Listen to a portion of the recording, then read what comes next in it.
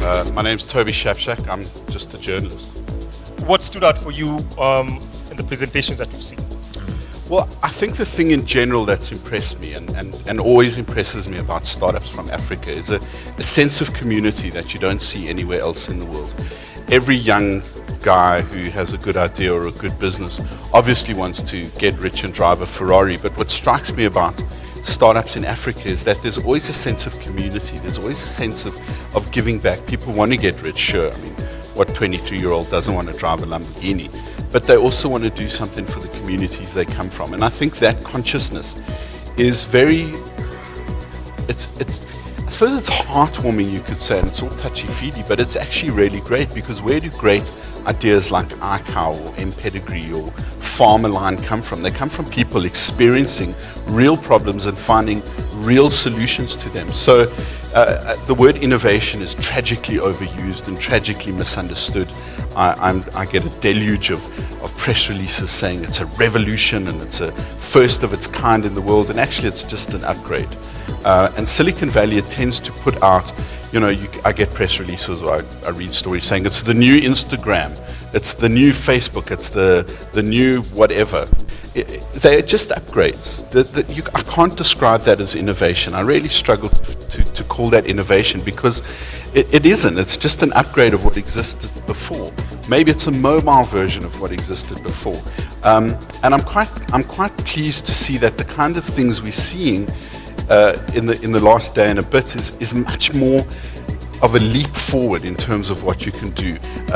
Locally housed video services or video servers like Able Wireless or G-Mobile that you can make calls home for the diaspora. These are real problems. They're not a new version of, we could call G-Mobile like a new Skype if we really had to, except that it's a mobile service. Excellent. Mark? I think, with this segment, one of the things that struck me is there was a lot of personality in presenting a lot of the problems and the issues. So people having felt where the shoe pinched and expressing that by way of an entrepreneurial venture, which they've come to launch here. Excuse me. So I think that definitely struck me as something that actually I think distinguishes the entrepreneurs, and certainly is not unique to the ones that presented just now. But I think if we work through them kind of in the order that they came up, content and Nigeria, I think as an addressable market, and certainly one that, for example, the internet population there is over the total population of Kenya. Just in terms of, if you look at market size and people, I think what OTG Play are trying to do, and some of the momentum they have, they were very clear to express that in terms of perhaps their business model and where the investment's going to get channeled to. That was teasing enough that now it's to visit them in the demo pit to hear more.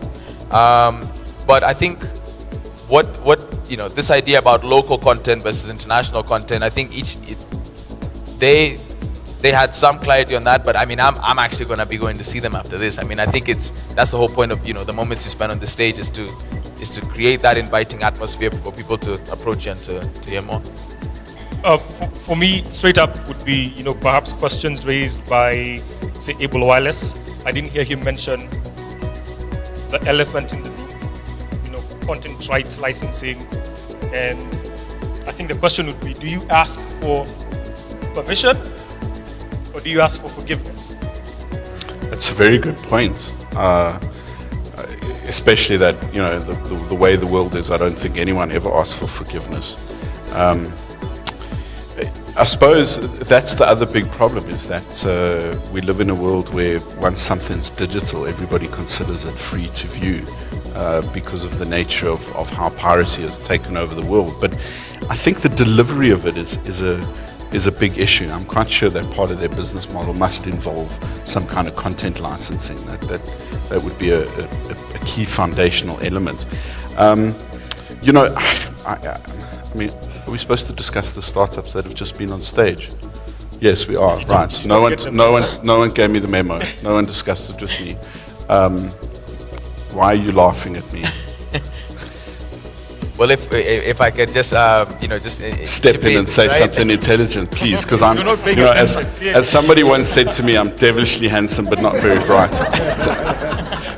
And never a true word. Someone actually clapped. Thank you. I saw it was you, Mateto. But I think with with Fairwaves, and I mean, for me, one of the things that just came up is this idea of the mobile network operator and some of the turf that they have now, and this idea, and certainly the phone call that happened here to demonstrate that this base station and certainly technology like that is available, can be open source, and following in the footsteps of Red Hat and companies that have actually proven that there's an opportunity to. Are we looking at my? I know I'm watching it. No one else can see it. Oh, they can. It's fascinating. I've never seen. I've never had so much focus on a wristwatch. Okay, so that's the watch. This is the Sleep the up, gadget. yeah. But you know what I loved about that Fairwaves thing is that it's a base station. I got really excited by the base station. You don't go to this kind of event globally, and I've been to lots of different conferences where people pitch you a base station. It's really great. Who's investing in the base station? Show of hands. Yeah. Who should be investing in a base station? And I would. One of the interesting things as well is that we keep saying software is eating up the world, but like literally from yesterday's presentation through to today, we haven't had a rousing applause like we've had for all the hardware startups. So again, I think people are getting confused there. I mean, software is eating up the world, but it's getting served on a big plate of hardware. And I think that's where we should also start shifting the focus and some money in. Because imagine the Fairwaves guys are literally just the two of them. They design in Russia, but they build in the UK.